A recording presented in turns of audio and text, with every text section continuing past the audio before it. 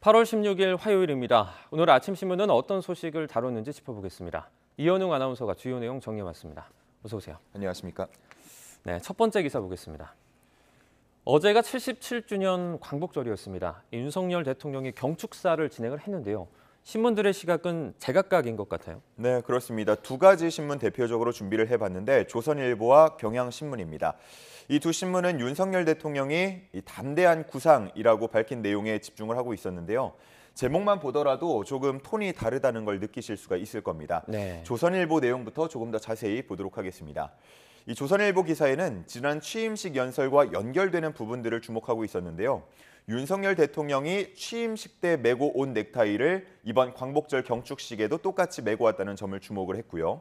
또 자유라는 키워드를 취임식에서는 35차례, 어제 경축사에서는 33차례 언급한 점을 들면서 국정 전반에 자유의 가치를 바탕에 두겠다는 선언이라고 봤습니다. 또 취임식에서 처음 제시한 담대한 계획을 조금 더 구체화해서 담대한 구상으로 제안했다고 했습니다. 하지만 경향신문 내용을 보면요. 이러한 담대한 구상은 북한의 선비핵화에 기초하기 때문에 북한이 과연 호응할지 이 부분이 주목된다고 했는데 가능성은 낮다고 보고 있었습니다. 또 경축사에 나온 다양한 경제협력 방안 외에 정치나 군사 등의 로드맵이 구체적으로 언급되지 않은 점을 한계로 꼽기도 했습니다. 이외에도 기사에서는 취임 100일 직전에 진행됐던 경축사에서 일각의 전망과는 달리 국정 쇄신과 관련한 메시지가 담기지 않은 점도 지적하고 있었습니다. 네, 다음 기사입니다. 네, 여기 보면 이제 사도광산 내용의 기사가 나와 있습니다. 일본 정부가 인정한 사람들의 명단이 처음으로 확인됐다고요. 네, 그렇습니다. 한겨레 신문이 최근 입수한 자료를 보면요. 니카타의 사회보험 사무소가 1995년 한 강제 노역 피해자의 후생연금보험 피보험자 기간을 확인해주는 답변서를 발급했다고 합니다. 미쓰비시 광업 사도광업소 소속으로 보험에 가입이 돼 있었고 1942년, 1944년, 1945년 가입 기록이 남아 있었다고 합니다. 이를 포함해서 모두 14명이 후생연금에 가입해 있었다는 걸 증빙하는 확인서가 확인이 됐다고 합니다. 이런 명단은 사도시에 사는 일본 시민들이 받아낸 건데요. 1990년대부터 역사적 진실을 밝히기 위한 활동을 계속해 오고 있는 이들입니다. 미쓰비시 광업이 만든 조선인 연초, 그러니까 담배 배급 명부를 확인을 하게 됐고 그 명부를 토대로 직접 한국까지 와서 피해자들을 찾아 증언을 듣기도 했습니다. 이런 일본 시민들은 슬픈 역사를 되풀이하지 않기 위해서는 전체의 역사를 모두 다 인정해야 한다, 이렇게 정부에 주장하고 있었습니다. 한편 한겨레 신문에 실린 강제 노역 피해자들의 증언을 들어보면 참 안타까운 정황이 나타나는데요. 네. 힘들어서 도망가고 싶었지만 도망갔다가 잡힌 사람들이 두들겨 맞는 모습을 보고 포기했다라는 내용도 있었고요. 밥은 5분 만에 먹어야 했고 자는 것까지 통제를 받았다. 직접 눈으로 확인한 죽음만 4명이었다라는 등의 내용이 있었습니다. 네, 참 슬픈 역사고 결코 반복되지 않으려면 좀 명명백백하게 밝혀질 필요가 있어 보입니다. 다음 기사입니다. 네, 이번에는 날씨 관련 얘기인데요. 저희가 보통 힘든 직업을 극한 직업이라고 표현을 하는데 여기 보면 극한 집중호우라는 표현이 있습니다. 최근에 참 기후가 많이 변화한 것 같아요. 이에 맞춰서 방제 대책을 재수립해야 한다, 이런 목소리가 나오고 있죠. 네, 그렇습니다.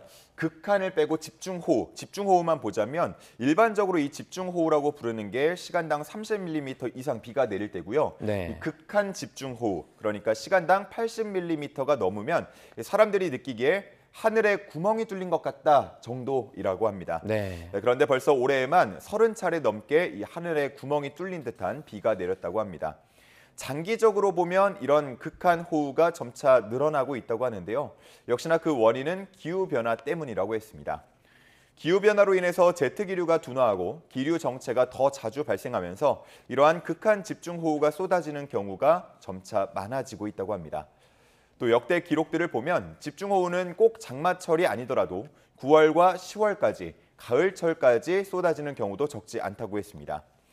이러한 기후변화와 관련해서 전문가들은 바뀐 기후를 토대로 도시 배수와 방제 대책을 재수립해야 한다고 주장하고 있었습니다. 네, 집중호우 아직 끝나지 않았습니다. 철저한 대비해 주시기 바라겠습니다. 다음 기사입니다.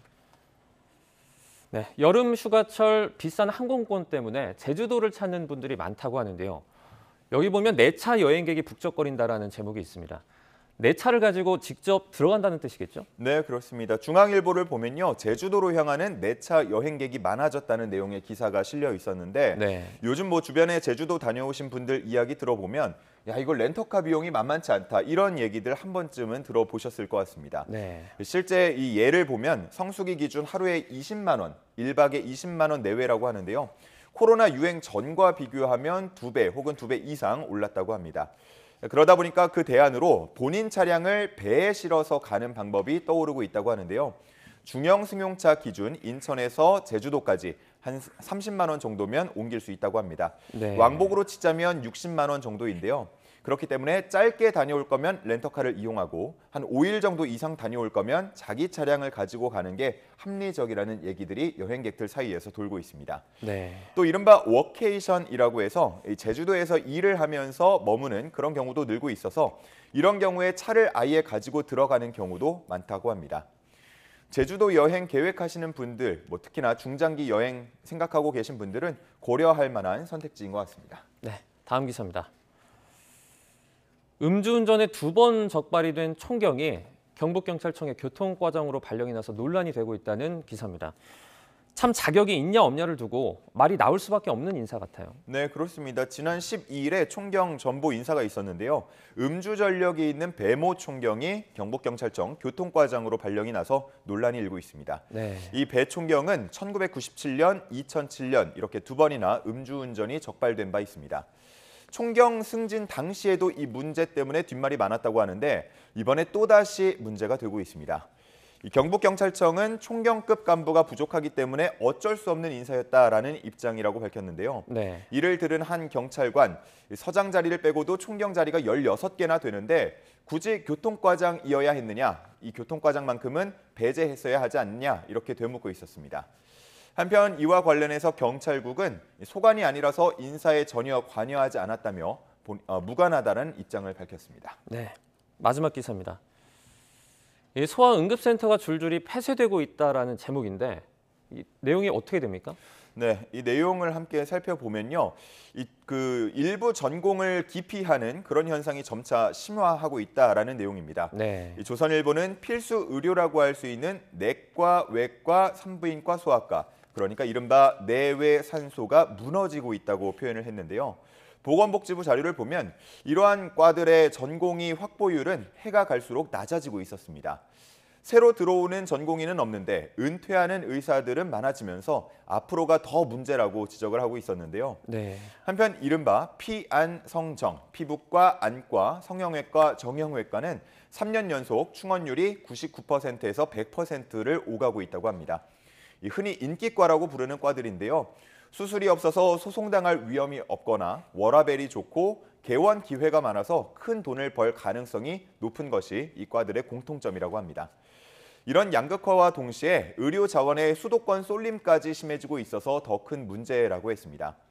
비상 상황에 대처하기도 힘들어지고 또 관련한 소비자 피해도 우려되는 상황이라고 기사에서는 전하고 있었습니다. 네. 비인기 과목이라고 이렇게 쏠림 현상에 피해를 입는 것 자체가 좀 건강하지 않은 그런 의료 체계를 보여주는 것 같아서 안타깝습니다. 네. 오늘 여기까지 듣겠습니다. 고맙습니다. 감사합니다.